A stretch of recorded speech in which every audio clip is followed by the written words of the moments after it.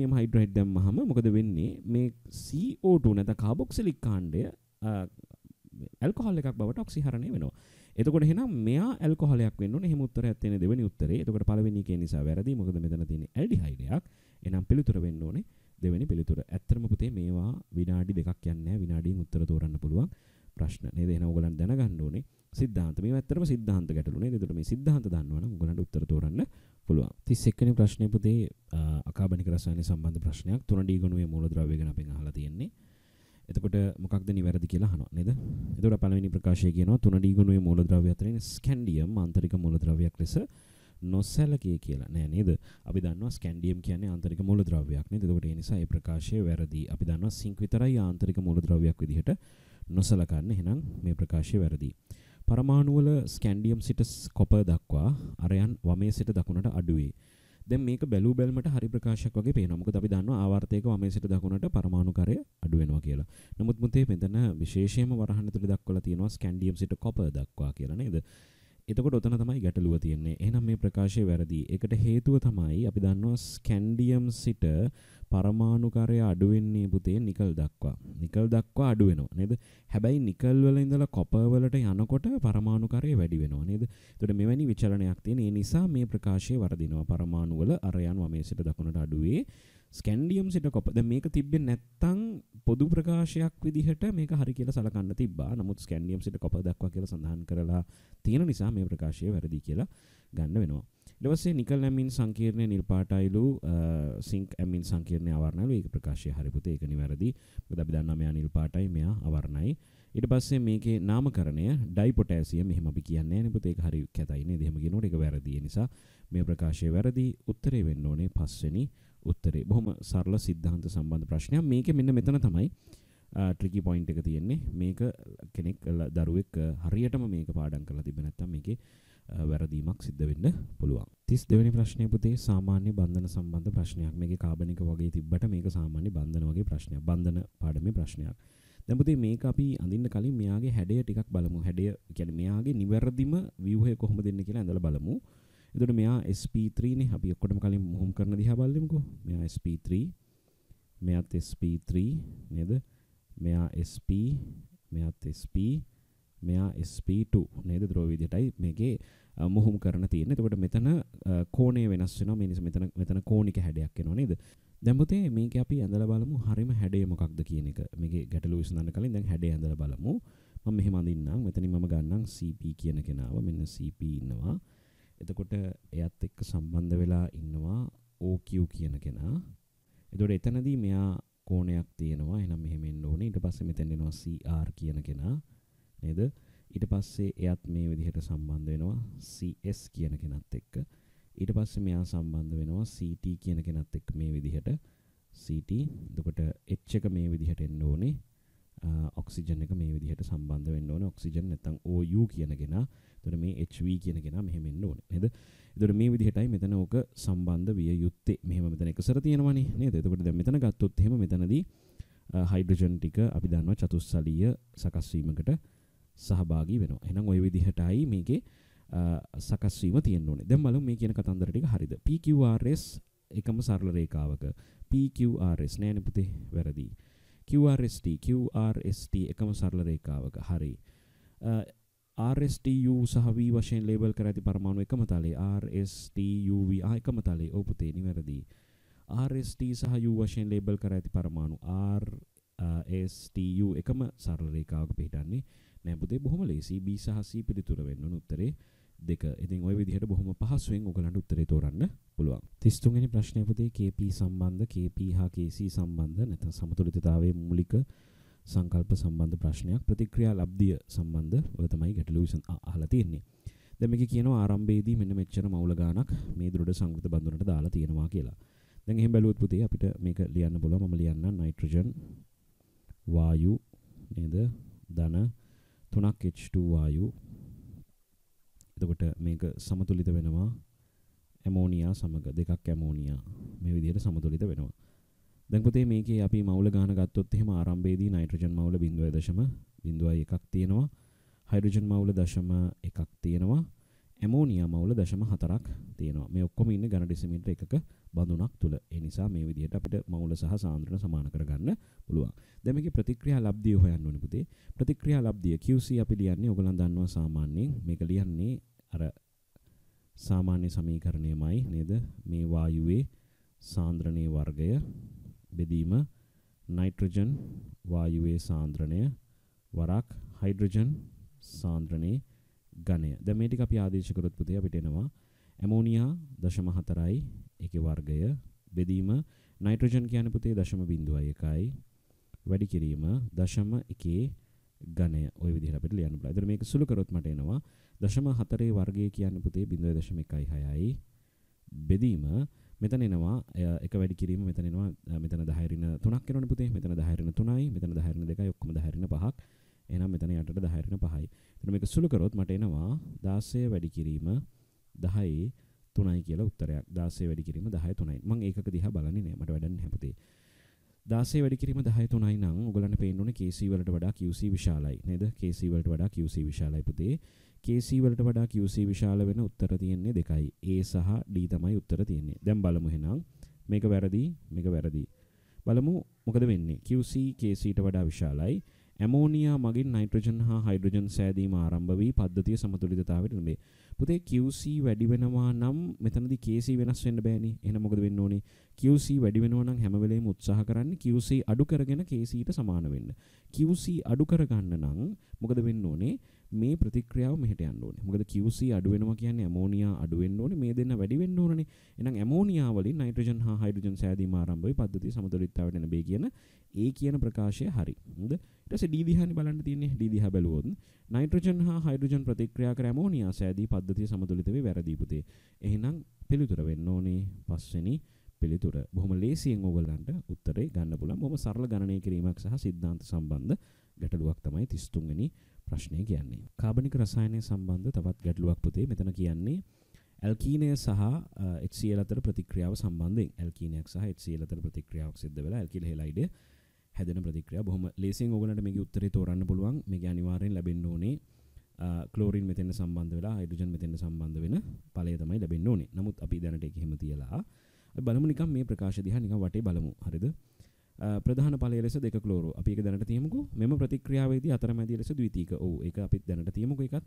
මොකද මේවා වෙන්න පුළුවන් දේවල් නේ කාබෝකටයන් හැදෙනවා වෙන්න පුළුවන්. ප්‍රතික්‍රියාවේ එක් පියවරකදී HCl බන්ධනයේ බිඳී ක්ලෝරින් මුක්ත කණ්ඩක. පුතේ ඔක වැරදීනේ. අපි දන්නවා මේ ප්‍රතික්‍රියාවේදී මුක්ත කණ්ඩක කතන්දරයක් නැහැ. එහෙනම් C වැරදි. ප්‍රතික්‍රියාවේ එක් පියවරකදී කාබෝකටයනයක් සමග නියුක්ලියෝෆයිලයක් ප්‍රතික්‍රියා කරනවා. ඒක හරි පුතේ. කාබෝකටයනයක් එක්ක නියුක්ලියෝෆයිලයක් ප්‍රතික්‍රියා කරන්න පුළුවන්. ඒ ප්‍රකාශය නිවැරදි නේද? ඒ ප්‍රකාශය නිවැරදි.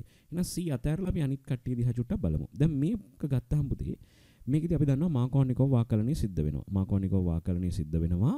මතක් කරගන්න මේවා. එතකොට මෙතනදී මොකද්ද වෙන්නේ කියලා බලමු. මම මේක ලිව්වොත් එහෙම ඔයගලන්ට වෙන්නේ CH3 CH ද්විත්ව බන්ධනයක් C මෙතන තියෙනවා පුතේ CH3 එකක් මෙතන තියෙනවා CH3 එකක් නේද? එතකොට මේකෙදී ඔය HCl කතන්දරේදී පළවෙනියටම වෙන්නේ මොකද්ද? මේක HCl දැම්මොත් ඉස්සලම වෙන්නේ පුතේ මම මේක යාන්ත්‍රණය ලියන්නේ නැහැ මම හැදෙන ඵලය ලියන්නම් CH3 C H මෙතන එනවා H එක මෙතන සම්බන්ධ වෙනවා. එතකොට මෙතන හැදෙනවා CH3 CH3 මෙන්න මෙහෙම එකක් එනවා නේද? මෙතන කාබෝකටයනේ මෙයා එනවා ධන Cl-. මෙහෙම තමයි පළවෙනි පියවර සිද්ධ වෙන්නේ. එතකොට පුතේ මේ Cl- තමයි ඊළඟට පහර දෙන්නේ මෙතෙන්ද නේද? එහෙනම් ප්‍රතික්‍රියාවේ එක් පියවරකදී කාබෝකටයනයක් සමග නියුක්ලියෝෆයිලය ඒක හරි. ප්‍රධාන ඵලය වන්නේ 2 ක්ලෝරෝ 2 මෙතිල් බියුටේන්. දැන් පුතේ මෙතෙන්ද එන්නේ දැන් මේකේ අවසාන ඵලය එහෙනම් අපිට ලියන්න පුළුවන් CH3 CH2 C CH3 CH3 මෙතෙන්ද Cl එකක් එනවා. මෙතෙන්ද Cl එකක් එනවා. එතකොට මේක අංක කරොත් 1 2 3 4 කියලා අංක කරන්න පුළුවන්. 1 2 3 4. එතකොට අපිට උත්තරයක් එනවා 2 ක්ලෝරෝ හරි 2 ක්ලෝරෝ 2 මෙතිල් එකත් හරි බියුටේන් එකත් හරි. එහෙනම් ඒත් හරි. මෙම ප්‍රතික්‍රියාවේදී අතරමැදියක් ලෙස ද්විතීක නෑනේ පුතේ මේ හැදලා තියෙන මොකක්ද මේ තෘතීක කාබෝකටයනයක්. එහෙනම් මේ ප්‍රකාශය වැරදි. උත්තරේ වෙන්න ඕනේ 4 වෙනි උත්තරේ. ඇත්තටම පුතේ සිද්ධාන්ත ප්‍රශ්නයක්. හරි ලේසි නේද? සිද්ධාන්ත සම්බන්ධ ගැටලුවක් තමයි මේ ඔයගොල්ලන්ගෙන් අහලා තියෙන්නේ. එහෙනම් 34ට උත්තරේ 4. 35 වෙනි ප්‍රශ්නය පුතේ භෞතික රසායනය සම්බන්ධ ගැටලුවක්. මේක ඇවිල්ලා රවුල් නියමයේ සම්බන්ධ ගැටලුවක්. අපෙන් අහන්නේ රවුල් නියමෙන් ඍණ අපගමනයක් දක්වන ද්‍රාවණයක් ගැන නේද? රවුල් නියමෙන් ඍණ අපගමනයක්. පුතේ අපි දන්නවා ඍණ අපගමනයක් කියන්නේ අපේක්ෂිත වාෂ්ප පීඩනයට වඩා අඩු වාෂ්ප පීඩනයක් නේද? ඒ කියන්නේ අපි ගත්තොත් එහෙම රවුල් නියමයෙන් පෙන්වන වාෂ්ප පීඩනයට වඩා අඩු වාෂ්ප පීඩනයක් තමයි මෙතනදී පෙන්වන්නේ. වාෂ්ප පීඩනය අඩුයි. මේ තමයි ඍණ අපගමනයක් පෙන්වන ද්‍රාවණයක ලක්ෂණය. දැන් ඍණ අපගමනයක් පෙන්වන ද්‍රාවණයකදී අඩු වාෂ්ප පීඩනයක් පෙන්වන්න හේතුව තමයි සජාතීය අණු අතර ආකර්ෂණ වලට වඩා විජාතීය අණු අතර ආකර්ෂණ ප්‍රබල වීම.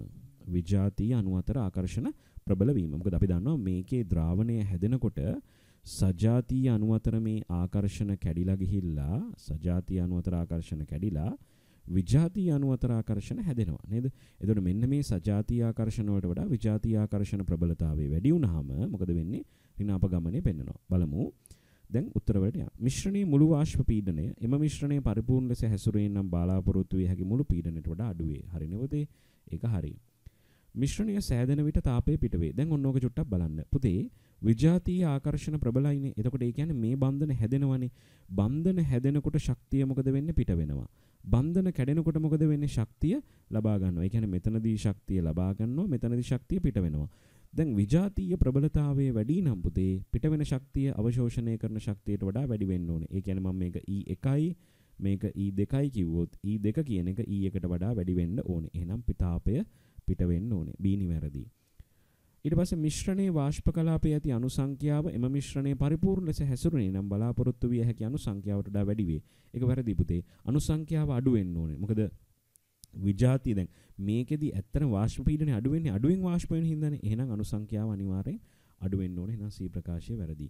මිශ්‍රණය මේක වැරදිනේ පුතේ. බලන්න දෙයක් නැහැ. තාප අවශෝෂණය වෙන්න විදිහක් නැහැ. එහෙනම් A සහ B තමයි පිළිතුරු වෙන්නේ. උත්තරේ 1 වෙන්න ඕනේ. බොහොම සරලව ඔයගලන්ට කියන මේ ටික විතරයි ඔයගලන් කටුසටහන් පුතේ ලියන්න ඕනේ. මේ ටික කියන්නේ කටුකොලේ මේ ටික ලියාගත්තාම ඔයගලන්ට උත්තරේ ගන්න ලේසි නේද? එහෙනම් උත්තරේ පළවෙනි උත්තරේ වෙන්න ඕනේ. පරිසර රසායනය සම්බන්ධ ප්‍රශ්නයක් පුතේ.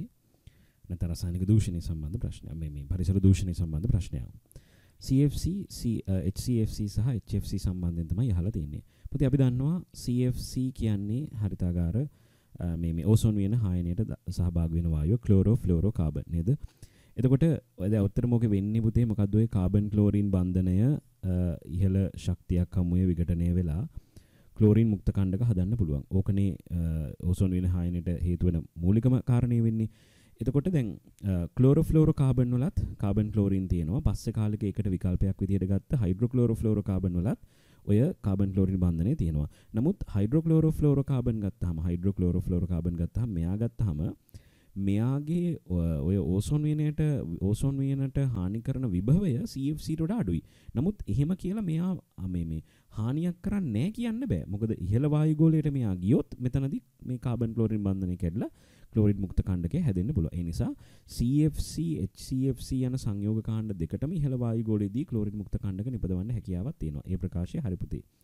ඊට පස්සේ HFC වලදී HFC කියන්නේ පුතේ හයිඩ්‍රෝෆ්ලෝරෝකාබන් නේ. එයාට කොහෙද ක්ලෝරින් තියෙන්නේ? එහෙනම් මේක වැරදි නේද? ඊට පස්සේ HFC, HCFC සහ HFC මේ CFC මේ කියන ඔක්කොම ඇවිල්ලා ප්‍රබල හරිතාගාර. ඒක හරි පුතේ. මේගොල්ලන් ප්‍රබල හරිතාගාර වායු. මේවා ඕසෝන් වියන දැන් HFC කියන කෙනා ඕසෝන් වියන හායනයට වැදගත් උනේ නැති වුණාට එයා ප්‍රබල හරිතාගාර වායුවක්. ඒ ප්‍රකාශය හරි. ඊට පස්සේ මේ තුනම ඕසෝන් වියන ෂය වීමට නෑ පුතේ. HFC කියන කෙනා ඕසෝන් වියන ෂය වීමට කිසිදු දායකත්වයක් දක්වන්නේ නැහැ. මේ දෙන්න විතරයි උතනින් බලපෑමක් ඇති වෙන්නේ. ඒ නිසා මේක වැරදි. එහෙනම් උත්තරේ වෙන්න ඕනේ පස්වෙනි උත්තරේ A සහ D C පමණක් නිවැරදි කියන එක. ඇත්තටම පුතේ මේවා තියරි. මේවා තියරි වෙන මොකුත් මේක හිතන්නවත් දෙයක් නැහැ. මේවා තියරි පුතේ. තියරි මතකයි නේ මේවට උත්තර දෙන්න හරි ලේසි. 37 වෙනි ප්‍රශ්නේ පුතේ P ගුණුව සම්බන්ධ ප්‍රශ්නයක් නේද? හැලජන සහ උච්ච වායු සම්බන්ධයෙන් අහලා තියෙන්නේ. අපි යම් පළවෙනි ප්‍රකාශයට හයිපොක්ලෝරස් ආයනය. වැරදිනේ පුතේ. හයිපොක්ලෝරස් කියලා ආයනයක් නැහැනේ නේද? එතකොට එහෙනම් මෙන්න මෙතන පොඩි දෝෂයක් තියෙනවා. ඉතින් පොඩි දෝෂයක් කියන්නේ ප්‍රකාශය වරදින්න ඕනේ. අය බලන්න දෙයක් නැහැ ප්‍රකාශය වරදින්න ඕනේ. එහෙම ප්‍රකාශ වෙන්න බෑ.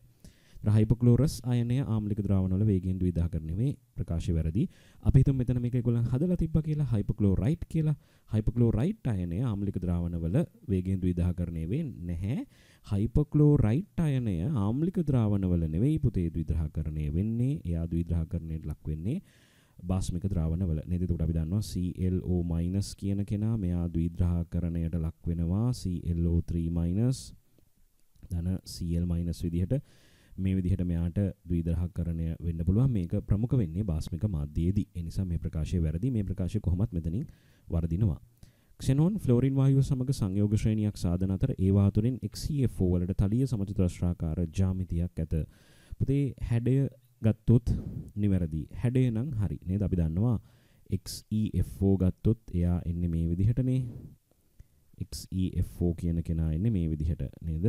එතකොට පුතේ මෙතන මෙහෙම එන්නේ. එතකොට මෙයාගේ හැඩය තලීය සමචතුරස්‍රාකාරයි.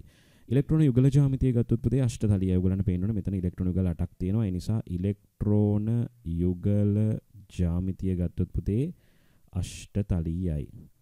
අෂ්ටතලීය. හැඩය ගත්තොත් හැඩය නිවැරදි. හැඩය තලීය සමචතුරස්‍රාකාරයි.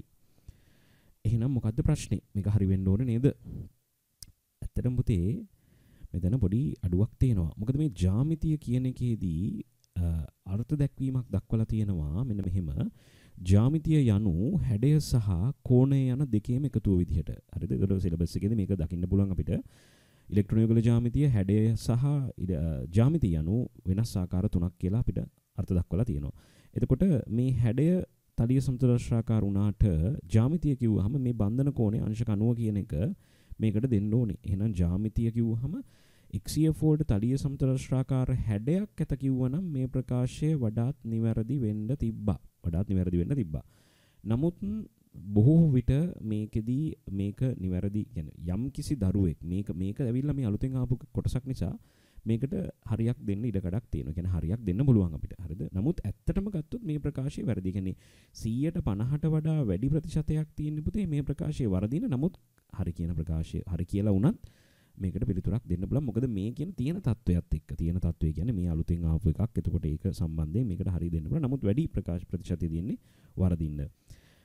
එහෙනම් අපි ඇත්තටම මේක වැරදි ප්‍රකාශයක්. ඒ නිසා මේක වැරදි කියලා ගමු. නමුත් හරි කියලා ගන්නත් පුළුවන් ඕනේ නම්. හරිද? ඒතර හයිඩ්‍රජන් හේලයිඩ් අතරින් මවුලයක් සඳහා වැඩිම බන්ධන ඒක අපි දන්නවනේ පුතේ. අපි දන්නවා HF සිට HI දක්වා යනකොට බන්ධන දිග වැඩි වෙනවා. බන්ධන දිග වැඩි වෙනකොට බන්ධන ශක්තිය අඩු වෙනවා. ඒ නිසා මේ ප්‍රකාශය නිවැරදි. ලන්ඩන් බලවල ප්‍රබලතාවයේ වැඩි වීම හේතුවෙන් හැලජන් වල තාපාංක එකත් හරි පුතේ. ඒකත් හරි කියලා ගන්න පුළුවන්. ඒතර මේකේ වඩාත්ම නිවැරදි පිළිතුර වෙන්නේ පුතේ C සහ D තුන්වෙනි පිළිතුර තමයි වඩාත් නිවැරදි වෙන්නේ. නමුත් විභාගයේදී පස්වෙනි පිළිතුරක් දීලා තියෙනවා. එන්න ඒකට හේතුව මෙන්න මේක නිවැරදි කියලා ගත්ත දරුවන්ටත් යම් සාධාරණයක් වෙන්න මෙන්න මේක 5 කියලා උත්තරය අරන් තියෙනවා. නමුත් පුතේ මේකේ නිවැරදිම පිළිතුර වෙන්නේ තුන්වෙනි පිළිතුර. විද්‍යුත් රසායනය සම්බන්ධ ගැටලුවක් පුතේ ඩැනියල් කෝෂය. ඩැනියල් කෝෂය කියලා කිව්වට බය වෙන්න එපා. මේක ඇවිල්ලා සිංක් සහ කොපර් අතර සාමාන්‍යයෙන් අපි අඳින කෝෂය. මම ටක් ගාලා මේ කෝෂය අඳින්නම්. මේ තියෙන කෝෂය පුතේ. එතකොට අපි මේකේ ලකුණු කරොත් මේ පැත්තට අපිට සිංක් ඉලෙක්ට්‍රෝඩය, මේ පැත්තේ කොපර් ඉලෙක්ට්‍රෝඩය, මෙතන සිංක් ධන 2 ද්‍රාවණය. එතකොට මෙතන තියෙනවා කොපර් ධන 2 ද්‍රාවණය නේද? එතකොට මේකෙදී ඇනෝඩයේ විදිහට ක්‍රියා කරන්නේ මේ පැත්ත, කැතෝඩයේ විදිහට ක්‍රියා කරන්නේ මේ පැත්ත නේද? එතකොට මේකේ E cell දීලා තියෙනවා 1.1 කියලා අපි ඒක දන්නවනේ. ඉතින් මේක බොහොම සරලව අපි හැම වෙලෙම වගේ පාවිච්චි කරන කෝෂයක් නේද? එතකොට මේක කියන ශුද්ධ ඉලෙක්ට්‍රෝන ප්‍රවාහය. දැන් මේක ක්‍රියාත්මක වීමේදී කියන්නේ මේක සම්බන්ධ කරලානේ තියෙන්නේ. නේද? ක්‍රියාත්මක වෙනවා කියන්නේ මේක සම්බන්ධ කරනවා කියන එකනේ. එතකොට මේකේ ශුද්ධ ඉලෙක්ට්‍රෝන ප්‍රවාහය සිංක් සිට කොපර්. දැන් පුතේ මේ තියෙන ඍණාග්‍රේනේ ඇනෝඩේ. එතන මෙතනදී ඔක්සිහරණය වෙන්නේ මේ පැත්ත ඍණයි නේද? එතකොට මේ පැත්ත ධනයි. හරිද? එතකොට අපි දන්නවා ඍණ පැත්තේ සිට ධන පැත්තට තමයි ඉලෙක්ට්‍රෝන ගමන් කරන්නේ. එහෙනම් ඉලෙක්ට්‍රෝන ගමන් කරන්නේ මේ පැත්තට නේද? එතකොට ශුද්ධ ඉලෙක්ට්‍රෝන ප්‍රවාහය සිංක් සිට කොපර් දක්වා තමයි තියෙන්න ඕනේ. එතකොට මේ ප්‍රකාශය නිවැරදි පුතේ. මේක නිවැරදි නේද? සිංක් සිට කොපර් දක්වා තමයි ඉලෙක්ට්‍රෝන ප්‍රවාහය. එතකොට කොපර් සිට සිංක් දක්වා විදුලි ධාරාව ගමන් කරන්න ඕනේ. සිංක් ධන 2 ඉලෙක්ට්‍රෝන සිංක් සමතුලිතතාවයේ දකුණට නැඹුරු වේ. දැන් මේකදී ඇත්තටම වෙන්නේ මොකද්ද පුතේ? මෙතනදී මෙහා ඔක්සිකරණය වෙන්නේ. අපි දන්නවා සිංක් කියන කෙනා ඔක්සිකරණයට ලක් වෙනවා නේද? ඉලෙක්ට්‍රෝන පිට කරමින් එයා සිංක් ධන 2 බවට ඔක්සිකරණයට ලක් වෙනවා. රයිට්? එතකොට මේකෙදි වෙන්නේ මොකක්ද? ඔක්සිකරණය තමයි මේකේ ප්‍රමුඛ වෙන්නේ. දැන් මෙතන මේක ක්‍රියාත්මක කරනකොට මෙහා ඔක්සිකරණය වෙනවා. එතකොට මේක දකුණට නැඹුරු වේ කියන එක වැරදීනේ. දකුණ කියන්නේ ඔක්සිහරණය. එහෙනම් මේ ප්‍රකාශය වැරදි. ලවණ සේතුවක් තිබීම නිසා ද්‍රව සංදි විභවයක් ඇති වේ. එතකොට මේ ප්‍රකාශය වැරදි පුතේ. ওই ද්‍රව සංදි විභවය අවම කරන්න තමයි අපි ලවණ සේතුව පාවිච්චි කරන්නේ. ඒකේ સિદ્ધාන්ත බලන්න පුතේ. સિદ્ધාන්ත කියලා දීලා තියෙනවා. එතකොට මේ ප්‍රකාශය වැරදි. කොපර් ධන 2 මේ සමතුලිතයේ දකුණට නැඹුරු වේ. දැන් ඇත්තටම පුතේ මෙතන වෙන්නේ ඔක්සිහරණයක් නේද? අපි දන්නවා මෙතන වෙන්නේ මේ ඉලෙක්ට්‍රෝන දෙකක් අරගෙන ඔක්සිහරණයට ලක්වීම. එතකොට මෙතනදී කොපර් හැදෙනවා. කොපර් හැදුනහම ඔක්සිහරණය වෙනවා. එතකොට එහෙනම් සමතුලිතය දකුණට නැඹුරු වෙන්න ඕනේ. ඒ ප්‍රකාශය නිවැරදි. එහෙනම් A සහ D තමයි නිවැරදි ප්‍රකාශය වෙන්නේ. පිළිතුර 4 වෙනි පිළිතුර විය යුතුයි. 39 වෙනි ප්‍රශ්නය පුතේ 4 වෙනි පාඩම අපේ වායු පාඩම සම්බන්ධ ගැටලුවක් තියෙන්නේ. බලමු නියත උෂ්ණත්වයකදී පරිපූර්ණ හා තාත්වික වායු සඳහා පහත කුමන ප්‍රකාශ නිවැරදිද කියලා අහනවා. පුතේ පරිපූර්ණ වායුවක් සම්බන්ධයෙන් ගත්තාම පළවෙනි ප්‍රකාශය බලමු. ඊටා ඉහළ පීඩනවලදී තාත්වික වායුවක පරිමාව පරිපූර්ණ වායුවක පරිමාවට වඩා වැඩි වේ. ඊටා ඉහළ පීඩනයකදී තාත්වික වායුවක පරිමාව පරිපූර්ණ වායුවක පරිමාවට වඩා වැඩි වේ. අපි දන්නවා පුතේ තාත්වික වායුවක පරිමාව අනිවාර්යයෙන්ම මොකද වෙන්නේ ඉහළ පීඩන තත්වයක් යටතේදී පරිපූර්ණ වායුවක පරිමාවට වඩා වැඩි වෙනවා පුතේ. පරිමාවට වඩා මේක වැඩි වෙනවා නේද? එතකොට ඒ නිසා මේක නිවැරදි ප්‍රකාශයක් විදිහට අපිට ගන්න පුළුවන්. අපි දන්නවනේ මේක මෙහෙම වෙනවනේ නේද? ඒතකොට ඉහළ පීඩනවලදී තාත්වික වායු පරිපූර්ණ වායු ලෙස ඒක වැරදිනේ පුතේ. අපි දන්නවා ඊටා අඩු පීඩනවලදී තමයි තාත්වික වායු සහ පරිපූර්ණ වායු එකිනෙක ආසන්න ලෙස හැසිරෙන්නේ. එහෙනම් ඒක වැරදි නේද? අපි දන්නවා තාත්වික වායුවක් සහ පරිපූර්ණ වායුවක් එකිනෙක ආසන්න ලෙස හැසිරෙන්න නම් පීඩනය ඊටා අඩු වෙන්න ඕනේ, උෂ්ණත්වය ඊටා ඉහළ වෙන්න ඕනේ. ඊටා ඉහළ පීඩනවලදී තාත්වික වායුවක පරිමාව පරිපූර්ණ වායුවක පරිමාවට වඩා අඩු වේ. තාත්වික වායුවක පරිමාව පරිපූර්ණ වායුවක පරිමාවට වඩා අඩු වෙන්න බෑනේ පුතේ. ඒ ප්‍රකාශය වැරදි. ඒක වැරදි. අඩු පීඩනවලදී තාත්වික වායු පරිපූර්ණ වායු ලෙස හැසිරීමට නැඹුරු වේ. ආයක හරි පුතේ. අඩු පීඩනවලදී තාත්වික වායුවක් පරිපූර්ණ වායුවක් ලෙස හැසිරෙන්නේ කියන්නේ ඒ හැසිරීමට නැඹුරු වෙනවා. ඒක නිවැරදි. එහෙනම් පුතේ උත්තරේ 4 විදිහට ගන්න පුළුවන්. දැන් ඇත්තටම ඕකේ ලියන්න දේවල් නැහැ. නේද? බොහොම සාවධානයෙන් මේ ප්‍රකාශ ටික කියවුවොත් එහෙම ඕගොල්ලන්ට මේ කියන ටික විතරක් ලියලා උත්තරේ ගන්න පුළුවන්. එහෙනම් 39ට උත්තරේ 4. 40 වෙනි ප්‍රශ්නේ පුතේ කර්මාන්ත සම්බන්ධයෙන් සිද්ධාන්ත. මේවට සරල භාෂාවෙන් කිව්වොත් පුතේ අමු සිද්ධාන්ත. gediya පිටින් තියරි පුතේ. හරිද? මේ හැම එකක්ම තියරි වල කතා කරලා තියෙනවා. හරිද? ඒ නිසා මේවා ඇත්තටම තියරි මතකයි නම් උත්තර දෙන්න පුළුවන්. සෝල්වේ ක්‍රියාවලියේ සෝඩියම් කාබනේට් නිෂ්පාදනය හා සම්බන්ධ පළමු පියවර දෙක.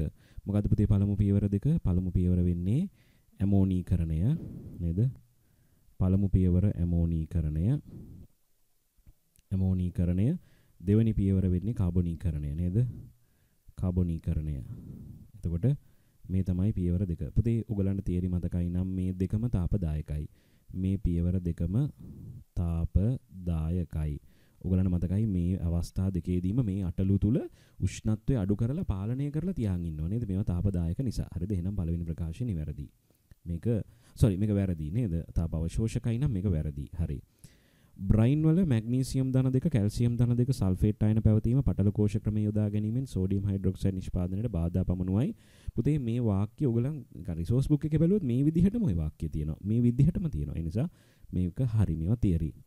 ඊට පස්සේ අපි යන් C ප්‍රකාශයට. ඔස්වල් ක්‍රමයේ මගින් සාන්ද්‍ර අම්ල නිෂ්පාදනය හා සම්බන්ධ පළමු පියවර උත්ප්‍රේරකයක් හමුවේ වායුවේ ඇති O2 මගින් ඇමෝනියා වායුව ඔක්සිකරණය කර NO2 වායුව ලබා දීම වේ. පුතේ උතන ගැටලුවක් තියෙනවා. NO2 ලබා දෙන්නේ මේ ඔක්කොම හරි. ප්‍රශ්නේ තියෙන්නේ මෙතන නේද? NO2 වායුව නෙවෙයි පුතේ උතන ලැබෙන්නේ නයිට්‍රජන් මොනොක්සයිඩ් වායුව. ඔයගලන්ට මේ සම්බන්ධ තියරි ඔක්කොම කරලා තියෙනවා. වීඩියෝ මාලාව බලන්න පුළුවන්. මේ ඔක්කොම මේ විදිහටම තියෙනවා. හරිද? එතකොට NO වායුව තමයි ලබා දෙන්නේ. ඒ නිසා මේක වැරදි. එතකොට එහෙනම් NO2 වායුව ලබා දීම කියන එක වැරදි. NO කියන කෙනා තවදුරටත් වැඩිපුර වාතය හමුවේ ඔක්සිකරණයෙන් තමයි NO2 ලබා දෙන්නේ. එහෙනම් C ප්‍රකාශය වැරදි. එහෙනම් දැනටම උත්තරේ 5 නේද? එහෙනම් ආයෙ බලන්න දෙයක් නෑ අනිත් එක. නමුත් කමන්නේ. හේබර් බෝෂ් ක්‍රමයේ යොදා ඇමෝනියා වායුව නිෂ්පාදනයේදී ඉහළ උෂ්ණත්ව හා අඩු පීඩන තත්ත්ව යොදා ගනී. නේද? එතකොට පුතාලා ඔයගලන් දන්නවා මේ ක්‍රියාවලියේදී අපි සාමාන්‍යයෙන් සෙල්සියස් අංශක 450ක් 500ක් නේද? අපි දන්නවා ඇමෝනියා නිෂ්පාදනයේදී උෂ්ණත්වය සාමාන්‍යයෙන් සෙල්සියස් අංශක 450ක් සෙල්සියස් අංශක 500ක් වගේ අගයක තමයි පවත්වා ගන්නේ. පීඩනය ගත්තොත් පීඩනය ATM 250ක් නේද? එතකොට ATM 300ක් වගේ අගයක පීඩනය පවත්වා ගන්නවා. එතකොට අඩු පීඩන තත්ත්ව යොදා ගන්නවා කියන එක එතන වැරදි එක නේද? එතන අඩු පීඩනයක් නෙවෙයි තියෙන්නේ. තරමක ඉහළ පීඩනයක් අපි පාවිච්චි කරනවා. ඒ නිසා මේ ප්‍රකාශය වැරදි. එතකොට එහෙනම් පිළිතුර වෙන්න ඕනේ 5 වෙනි පිළිතුර. එහෙනම් D නොබලම ඔයගලන්ට උත්තරේ 5 කියලා තෝරන්න පුළුවන්. මේක සම්පූර්ණයෙන්ම සිද්ධාන්ත සම්බන්ධ ප්‍රශ්නයක්. එතකොට ඔයගලන් සිද්ධාන්ත මතකයි නම් මේවට උත්තර ලියන්න පුළුවන්. 41 වෙනි ප්‍රශ්නේ පුතේ අකාබනික රසායනය සම්බන්ධ ප්‍රශ්නයක්. ඇත්තටම අකාබනික රසායනය වුණත් මේක අපිට එහෙම නොවි මේකට උත්තර දෙන්නත් පුළුවන්. මේක කියන්නේ ක්‍රෝමියම් සහ මැංගනීසයේ ඔක්සයිඩ් අතරින් CRO සහ MnO ආම්ලික වන අතර මේ දෙන්න භාස්මිකයිලු. දැන් පුතේ අපි දන්නවා මෙතන දැන් CRO ගත්තොත් මෙතන ක්‍රෝමියම් වල ඔක්සිකරණාංකය ධන 2යිනේ නේද? MnO ගත්තත් මෙතන මැංගනීස් ඔක්සයිඩ් මෙතනදී ඔක්සිකරණාංකය ධන 2යි. ඒතර CrO3 ගත්තොත් එතනදී ඔක්සිකරණාංකය ධන 6යි. Mn2O7 ගත්තොත් මෙතන මැංගනීස් වල ඔක්සිකරණාංකය ධන 7යි. දැන් එහෙනම් අපි දන්නවා ඔක්සිකරණාංකය වැඩි වෙනකොට ආම්ලිකතාවය වැඩි වෙනවා. එහෙනම් ධන 2ේදී ආම්ලිකතාවය අඩු වෙන්න ඕනේ. ධන 7ේදී සහ ධන 6ේදී ආම්ලිකතාවය වැඩි වෙන්න ඕනේ නේද? ඒතකොට එහෙනම් මේ ප්‍රකාශය වැරදි. පුතේ එහෙනම් පළවෙනි ප්‍රකාශය වැරදි. ඒතකොට එහෙනම් පළවෙනි ප්‍රකාශය වැරදි නම් එක උත්තරේ 5 වෙන්න ඕනේ, එක උත්තරේ 4 වෙන්න ඕනේ නේද? ඒතකොට ක්‍රෝමියම් සහ මැංගනීස් වල ඔක්සයිඩ් වල ආම්ලික බාස්මික ස්වභාවය ඔක්සිකරණාංකය මත රඳා පවතී. ඒ නිසානේ මේක වැරදුනේ නේද? එහෙනම් මේක හරි. ඒතකොට එහෙනම් පිළිතුර වෙන්න ඕනේ 4. ඉතාමත් සරල ගැටලුවක්. නැවතත් තියරි වලින් අහපු ප්‍රශ්නයක් නේද? සම්පූර්ණයෙන් තියරි වලින් අහපු ප්‍රශ්නයක්. දැන් පුතේ 42 භෞතික රසායනය සම්බන්ධ ප්‍රශ්නයක්. HA දුබල ආම්ලයක් එහි සෝඩියම් ලවණය NaA සමග මිශ්‍ර කිරීමෙන් ආම්ලික ස්වාරක්ෂක ද්‍රාවණයක් පිළියෙල කළ හැක. දැන් පුතේ අපි දන්නවා ස්වාරක්ෂක ද්‍රාවණයක් පිළියෙල කරන්නේ දුබල අම්ලය නේද? දුබල අම්ලය සහ එහි එය ප්‍රබල බස්මයක් සමග ප්‍රතික්‍රියාවෙන් සෑදෙන ලවණය මිශ්‍ර කිරීමෙන් ඕක කරන්න පුළුවන්. ඕකේ අනිත් පැත්ත දුබල බස්මය එය ප්‍රබල අම්ලයක් සමග ප්‍රතික්‍රියාවෙන් සෑදෙන ලවණය මිශ්‍ර කරන්න පුළුවන්. එතකොට එහෙනම් මේ කියන එක හරි නේද? එතකොට එහෙනම් දුබල අම්ලය තියෙනවා, එයාගේ ලවණය තියෙනවා. ඒ දෙක මිශ්‍ර කරලා ස්වාරක්ෂක ද්‍රාවණය හදන්න පුළුවන්. ඒ ප්‍රකාශය නිවැරදි. හරිද? දැන් මේක නිවැරදි නම් පුතේ 1 2 3 කියන උත්තර වලින් උත්තරයක් වෙන්න ඕනේ. හයිඩ්‍රොක්සිල් එතකොට මේක හරිනේ. මම මේකට හරියට දන්නම්. හයිඩ්‍රොක්සිල් හෝ H+ ආයන ස්වාරක්ෂක ද්‍රාවණයට එකතු කළ විට එකතු කරන ලද OH- හෝ H+ ආයන ප්‍රමාණ පිළිවෙලින් OH- HA සමග ප්‍රතික්‍රියාවෙන්ද H+A- සමග ප්‍රතික්‍රියාවෙන්ද ඉවත් වේ. ඒක හරි පුතේ. ඒක හරි නේද? දැන් අපි දන්නවා මේක ගත්තාම මම පොඩ්ඩක් නිකන් ලියන්නම්. මේක ටක් ගාලා පොඩ්ඩක් පැහැදිලි කරන්න. එතකොට ධන ජලය මෙයා විඝටනය වෙනවා පුතේ. මෙන්න මේ විදිහට කොහොමද විඝටනය වෙන්නේ? H3O + AQ ධන A- මේ විදිහට විඝටනය වෙනවා. හරිද? එතකොට දැන් A- කියන කෙනා මේකේ කොහොමද ඉන්නවනේ? ඒ කියන්නේ සෝඩියම් NaA කියන කෙනා කොහොමත් විඝටනය වෙනවා සෝඩියම් ධන AQ සහ A- බවට මේ විදිහට විඝටනය වෙනවා. දැන් පුතේ උතන බාස්මික ප්‍රභේදයේ A- නේ අම්ලය වෙන්නේ HA. එහෙනම් බස්මයක් ප්‍රතික්‍රියා කරන්න ඕනේ අම්ලයත් එක්කනේ. එහෙනම් බස්මය HA සමග ප්‍රතික්‍රියා කරන්න ඕනේ. අම්ලය ප්‍රතික්‍රියා කරන්න ඕනේ බස්මය සමග. එහෙනම් A- එක්ක. ඒ නිසා මේක හරි. මේ ප්‍රකාශය හරි. දැන් එහෙනම් දෙකම හරිනේ. එහෙනම් එක්කෝ 1 එක්කෝ 2 වෙන්න ඕනේ. දැන් ඕකේ එකද දෙකද කියන ප්‍රශ්නේ තමයි අපිට එන්නේ. දැන් පුතේ මේක ගත්තාම මේ කියන ක්‍රියාවලිය සිදු වෙනවා. හරිද? ඒක හරි. ඒතර මේක ආම්ලික ස්වාරක්ෂක ද්‍රාවණයක්. හරිද? ඒතර ස්වාරක්ෂක ද්‍රාවණයක් වෙන්නේ මෙහෙම වෙන හින්දානේ නේද? ස්වාරක්ෂක ද්‍රාවණයක් බවට මේකපත් වෙලා තියෙන්නේ පුතේ මේ විදිහට මෙයා උදාසීන බවට පත් වෙන නිසා නේද? එතකොට ඒ නිසා මේ ප්‍රකාශය දෙකෙන් එක පැහැදිලි කරනවා කෙනෙක් ගන්න පුළුවන්. මෙයා ස්වාරක්ෂක වෙන්නේ දැන් මේ බලන්නකෝ මේක හරි. එතකොට මේක තෝරන්නේ මේක හරි වෙන්නේ පිළියෙල කළ හැකිය. හරිද? එතකොට මේක හරි වෙන්නේ ස්වාරක්ෂක වෙන්නේ මේක පැහැදිලි කරන්න. ඒ කියන්නේ මේ ක්‍රියාවලිය සිදු වෙන නිසා කියලා හිතලා උත්තරේ 1 කියලා ගන්න පුළුවන්. හරිද? හැබැයි කාට හරි හිතන්න පුළුවන් මෙහෙම. දැන් මේකෙන් පිළියෙල කරන්න පුළුවන්. හරිද? එතකොට ස්වාරක්ෂක ද්‍රාවණයට එකතු කරාම මෙහෙම වෙනවා. ඒක හරි. ඉතින් පිළියෙල කරන විදිහයි ස්වාරක්ෂක ද්‍රාවණයේ ක්‍රියාවලියයි අතර සම්බන්ධයක් නැහැ. එහෙම හිතලා 2 කියලා උත්තරේ ගන්නත් පුළුවන්. එහෙනම් 1 හෝ 2 කියන උත්තර දෙකම මේකට ගන්න පුළුවන්. එතකොට මේකේ මට නම් හිතන විදිහට වඩාත්ම නිවැරදි පිළිතුර විදිහට මේකෙන් ගන්න පුළුවන් වෙන්නේ අපිට පළවෙනි පිළිතුර වඩාත්ම නිවැරදි. මොකද ස්වාරක්ෂක ද්‍රාවණය පිළියෙල කරන්න පුළුවන්. ඒතර ස්වාරක්ෂක ද්‍රාවණයක් ලෙස ක්‍රියා කරන්නේ මේ විදිහට මෙයා ප්‍රතික්‍රියාවකට ලක් වෙන නිසා. නමුත් කාට හරි කෙනෙක්ට මේක 2 කියලා වුණත් හිතලා ගන්න පුළුවන්. ඒතකොට 42ට උත්තරේ 1 හෝ 2 කියන විදිහට අපිට සලකන්න පුළුවන්. 43 වෙනි ප්‍රශ්නේ පුතේ සගන්ධ තෙල් නිස්සාරණය කියලා වගේ තිබ්බට ඇත්තටම මේක ඇවිල්ලා මේ රවුල් නියමයේ සම්බන්ධ නැත්නම් අපි ගත්තොත් එහෙම සමජාතීය විෂමජාතීය කලාප සමතුලිතතාවය සම්බන්ධ ප්‍රශ්නයක්. හරිද? එතකොට හුමාල ආසවනයේ මගින් සෙල්සියස් අංශක 100ට වඩා අඩු උෂ්ණත්වයකදී ශාක වලින් සගන්ධ තෙල් නිස්සාරණය කළ හැකිය. අපි ඒක දන්නවා. ඒක සාමාන්‍ය සිද්ධාන්තය. ඒක නිවැරදි නේද? එතකොට සගන්ධ තෙල් සහ ජලය මිශ්‍රණයේ නටන උෂ්ණත්වයේදී පද්ධතියේ මුළු වාෂ්ප පීඩනය බාහිර වායු ගෝලීය පීඩනයට වඩා අඩුය. දැන් ඔන්න ඔතන කාට හරි ගැටලුවක් එන්න පුළුවන්. ඇත්තටම පුතේ අපි දන්නවා නටන උෂ්ණත්වය කියන්නේ තාපාංකයනේ. එතකොට තාපාංකය අපි අර්ථ දක්වන්නේ මිශ්‍රණයේ වාෂ්ප පීඩනය බාහිර වායුගෝලීය පීඩනයට සමාන වෙන උෂ්ණත්වය. ඒකනේ අපි තාපාංකය කියන්නේ.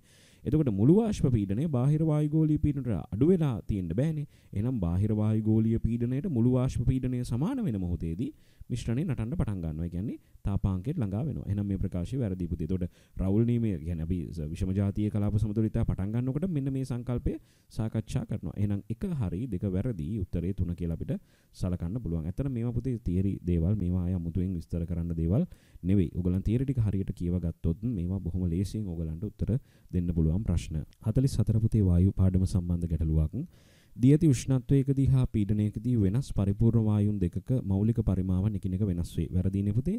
අපි දන්නවා දී ඇති උෂ්ණත්වයකදී හා පීඩනයකදී වායුවක මෞලික පරිමාවන් එක හා සමානයි. වායු මෞලික පරිමාව අපි දන්නවා එක හා සමාන අගයක් ගන්න ඕනේ කියන එක නිසා මේක වැරදි ප්‍රකාශයක් නේද?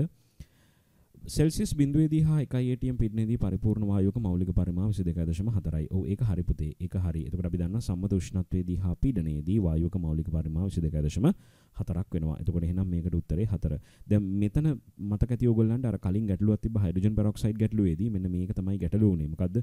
මේ උෂ්ණත්වය හා පීඩනය නේද? එතකොට සාමාන්‍ය උෂ්ණත්වය හා පීඩනයේදී කියන එක තමයි එතනදී ගැටලුව උනේ. ඉතින් ඒකයි මෙතනදී මේක තමයි නිවැරදි වෙන්න ඕනේ. සෙල්සියස් අංශක බිඳුවේදී හා 1 ATM පීඩනයේදී වායුවක මෞලික පරිමාව 22.4ක් කියන එක.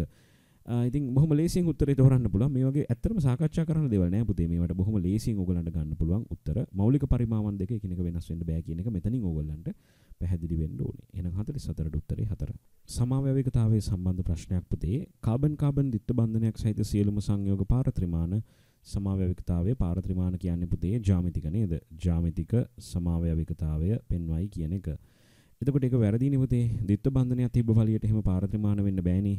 දිත්ත බන්ධනයක් තියෙන්නත් ඕනේ. ඒ වගේම එයාට අසමාන පරමාණු හෝ කාණ්ඩ සම්බන්ධ වෙන්න ඕනේ. අපි හිතමු AB, අපි හිතමු DE කියලා. එතකොට මේවා එකිනෙක අසමාන වෙන්න ඕනේ. D කියන කෙනා ඊට අසමාන වෙන්න ඕනේ. A කියන කෙනා B ට අසමාන වෙන්න ඕනේ. එහෙම වුණොත් තමයි එයාට පාරත්‍රිමාන නැත්නම් ජ්‍යාමිතික සමාවැවිකතාව පෙන්වන්න වෙන්නේ. එහෙනම් මේක වැරදි නේද? එකිනෙක දර්පණ ප්‍රතිබිම්බ නොවන ඕනෑම සමාවැවික දෙකක් පාරත්‍රිමාන සමාවැවික වේ. ඒ කියන්නේ පුතේ දර්පණ ප්‍රතිබිම්බ නොවන ඕනෑම සමාවැවික දෙකක් පාරත්‍රිමාන සමාවැවික. ඒ කියන්නේ ප්‍රකාශ වෙනවා කියලා කියනවා. හරිද? ප්‍රකාශ සමාවැවික වේ. මොකද කියන්නේ එකිනෙකෙහි දර්පණ ප්‍රතිබිම්බ නොවන ඕනෑම සමාවැවික දෙකක් පාරත්‍රිමාන සමාවැවික වේ. ඒක වැරදි ප්‍රකාශයක් නේද? අපි දන්නවා දැන් ප්‍රකාශ සමාවැවිකතාවය පෙන්වන්න නම් අනිවාර්යයෙන්ම කෛරල් කාබන් එක තියෙන්න එපැයි. කෛරල් කාබන් එකක් තියෙන්න ඕනේ. බොහොම සරලව මේක වටහා ගන්නකෝ. කෛරල් කාබන් එකක් තියෙන්න ඕනේ. එතකොට කෛරල් කාබන් එක කියන්නේ අසමාන කාණ්ඩ හතර සම්බන්ධ වෙලා තියෙන කෙනා. එතකොට මෙයාගේ දර්පණ ප්‍රතිබිම්බයක් හට ගන්නවනේ මේ විදිහට. එතකොට මේ දෙක දර්පණ ප්‍රතිබිම්බ වෙනවා. එතකොට මෙයා දර්පණ ප්‍රතිබිම්බ නේද? එතකොට මේ දෙක එකිනෙකෙහි එකිනෙකෙහි ප්‍රකාශ සමාවැවික බවට පත් වෙනවා. දැන් මෙතන කියන්නේ එකිනෙකෙහි දර්පණ ප්‍රතිබිම්බ නොවන දර්පණ ප්‍රතිබිම්බ නොවන ඕනෑම සමාවැවික දෙකක් පාරත්‍රිමාන සමාවැවික. ඇත්තටම පුතේ ප්‍රකාශය වැරදි. ඒක වැරදි. එහෙම ගන්න බෑනේ නේද? ඒතර පාරත්‍රිමාන නැත්නම් ප්‍රකාශ සමාවැවිකතාවයේ මූලික ලක්ෂණය මෙතන කියලා නෑනේ. මෙතන මේ කොහෙවත් යන දර්පණ ප්‍රතිබිම්බයක් ගාවගෙන තියෙනවා. ඒ නිසා මේක වැරදි කියලා ගන්න පුළුවන් පුතේ. උත්තරේ 5 වෙනි පිළිතුර. බෙන්සින් සම්බන්ධ ප්‍රශ්නයක් පුතේ 46.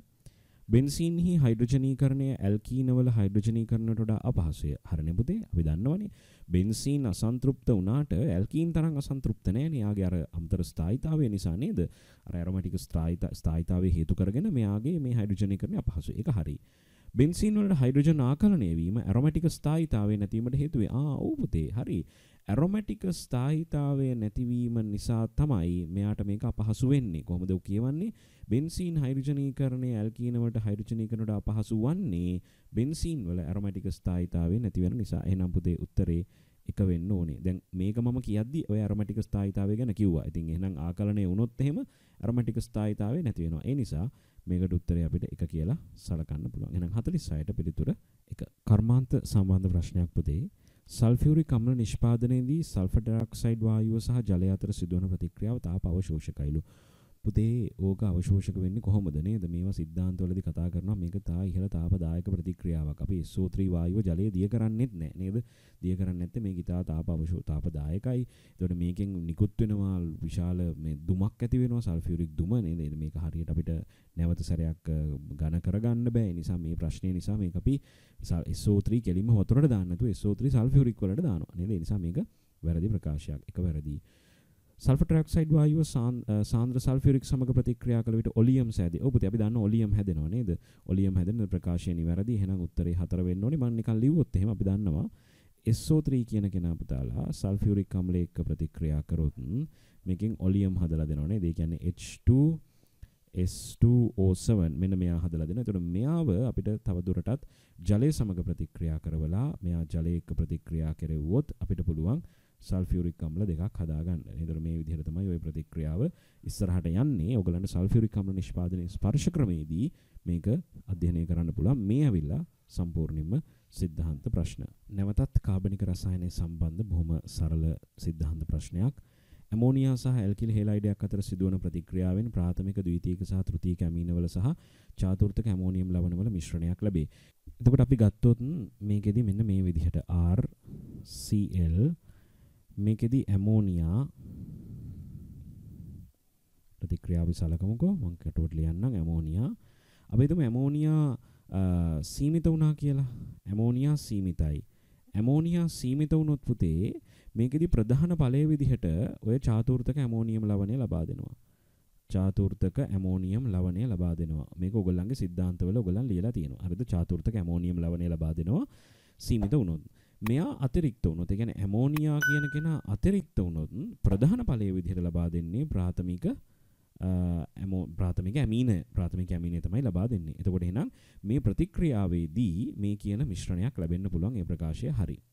ප්‍රාථමික ද්විතීයික සහ තෘතීයික ඇමීන වලට නියුක්ලියෝෆයිල් ලෙස ක්‍රියා කළ හැක. ඔව් පුතේ. ඔයගොල්ලන් දන්නවා මේ ඕනම අවස්ථාවකදී නයිට්‍රජන් වලට එකසර ඉලෙක්ට්‍රෝන යුගලයක් තියාගන්න පුළුවන් නේද? එතකොට ප්‍රාථමික ඇමීනයක්ද ද්විතීයික ඇමීනයක්ද තෘතීයික ඇමීනයක්ද කියලා නැහැ. එකසර යුගලය තියෙනවා. ඒ නිසා යාට නියුක්ලියෝෆයිලයක් විදිහට ක්‍රියා කරන්න පුළුවන්. එහෙනම් මේ ප්‍රකාශයත් හරි. එතකොට පුතේ මෙන්න මේ නියුක්ලියෝෆයිලයක් විදිහට ක්‍රියා කරන්න හැකියාවක් තියෙන නිසා තමයි මේ ප්‍රතික්‍රියාවේදී මොකක් වෙන්නේද? මෙන්න මේ කියන මිශ්‍රණය ලැබෙන්නේ. එතකොට උත්තරේ 1 කියලා ගන්න පුළුවන්. නමුත් මට හිතන විදිහට මේකේ පොඩි දෝෂයක් තියෙනවා මේ ප්‍රශ්නේ. මොකක්ද මේකේ මේ ඇමෝනියා සහ ඇල්කිල් හෙලයිඩයක් අතර සිදුවන ප්‍රතික්‍රියාවෙන් කිව්වහම මේ ප්‍රතික්‍රියාවේදී වඩාත් හොඳයි මේ සීමිත ස්වභාවය සහ අතිරික්ත ස්වභාවය ගැන යම් අදහසක් දරුවන්ට දුන්නා නම් කියන එක. නමුත් මේකේ අපි සරලව බැලුවොත් එහෙම මේකට උත්තරේ 1 කියලා සලකන්න පුළුවන්. චාලක රසායනය සම්බන්ධ ගැටලුවක් තියෙන පුතේ. නැවතත් සිද්ධාන්ත සම්බන්ධයෙන් තමයි අහලා තියෙන්නේ. මේක කියනවා P ප්‍රතික්‍රියකයට සාපේක්ෂව පළමු පෙළ නම්. එහෙනම් අපි මේක ලියන්නේ සාමාන්‍යයෙන් R සමානයි නියතයක්. අපිට කියන්න පුළුවන් P ට සාපේක්ෂව පළමු පෙළනේ. අපි දන්නේ නැහැ Q ට සාපේක්ෂව මොකද්ද පෙළ කියලා. අපි ඒක කියලා ලියමුකෝ. එතකොට මෙයාට සාපේක්ෂව පෙළ 1යි. එතකොට එහෙනම් ශීඝ්‍රතාවය P ගේ සාන්ද්‍රණය වැඩි කරනකොට එහෙනම් අනිවාර්යෙන් මෙයාගේ සාන්ද්‍රණයත් ඒ වගේ වැඩි වෙන්න ඕනේ. කියන්නේ මෙයා දෙගුණයක් කරොත් මෙයා දෙගුණයක් වෙන්න ඕනේ. මෙයා තුන්ගුණයක් කරොත් මෙයා තුන්ගුණයක් වෙන්න ඕනේ. එහෙනම් පුතේ අනිවාර්යයෙන්ම ප්‍රස්ථාරය මේ විදිහට මූල ලක්ෂ්‍ය හරහා යන ප්‍රස්ථාරයක් විය යුතුයි. සාන්ද්‍රණය සහ ශීඝ්‍රතාවය අතර ප්‍රස්ථාරය. අපි මේ පැත්තට P ගේ සාන්ද්‍රණය ගත්තොත් මේ පැත්තට ශීඝ්‍රතාවය ගත්තොත් මේ ප්‍රස්ථාරය පුතේ මෙන්න මෙහෙම ප්‍රස්ථාරයක් විය යුතුයි. ඒ නිසා 49 පළමු ප්‍රකාශය නිවැරදි.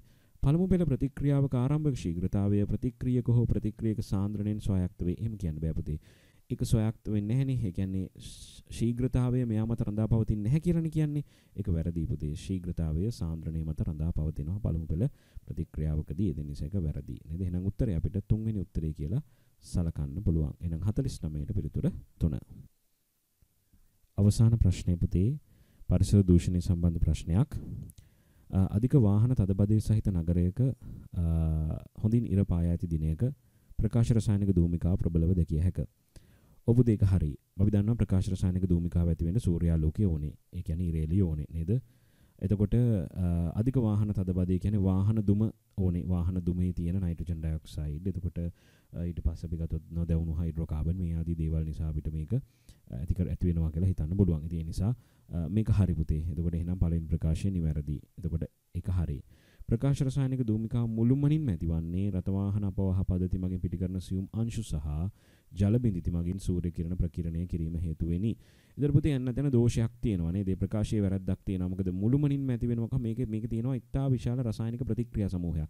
මේකෙදි හැදෙනවා පෙරොක්සි ඇසිටයිල් නයිට්‍රේට්, පෙරොක්සි බෙන්සයිල් නයිට්‍රේට්. එතකොට මේගොල්ලන්ගේ විතරක් නෙවෙයි මේගොල්ලන් හරහා සිදුවන ප්‍රතික්‍රියා දාමයක එකතුවක් විදිහට තමයි මේ කියන ප්‍රකාශ රසායනික භූමිකාව ඇති වෙන්නේ පුතේ. ඒ නිසා පළවෙනි ප්‍රකාශය හරි වුණාට දෙවෙනි ප්‍රකාශය වැරදි. එහෙනම් උත්තරේ 3. එතකොට මේවා සිද්ධාන්ත විදිහට ඕගොල්ලන්ට සාකච්ඡා කරන්න පුළුවන් ප්‍රශ්න. එහෙනම් ඔන්න අපි ප්‍රශ්න 50ට පිළිතුරු සාකච්ඡා කරා. එතකොට මෙතනදී මම ගොඩාක් අවධානය යොමු කරේ විභාගයේදී කොහොමද උත්තරේ තෝරන්නේ කියන එක. ඒ කියන්නේ විවරණයක් නෙවෙයි මේ ඉදිරිපත් කරේ. විභාගයේදී කොහොමද උත්තරේ තෝරන්නේ කියන එක. එතකොට එහෙනම් මේ වගේම මම බලාපොරොත්තු වෙනවා කලින් කිව්වා වගේම 2015 දක්වා ප්‍රශ්න සාකච්ඡා කරන්න. අපි එහෙනම් 2015 දක්වා ඉදිරියට ප්‍රශ්න සාකච්ඡා කරගෙන යන් මේ විදිහට ඔයගොල්ලන් පේපර් එක කරලා ලෑස්ති වෙලා ඉන්න කොහොමද උත්තර තෝරන්නේ කියන එක බලන්න. හොඳයි. එහෙනම් අපි නැවත 2019 ප්‍රශ්න පත්‍රය සමග මේ විදිහටම හමු වෙමු.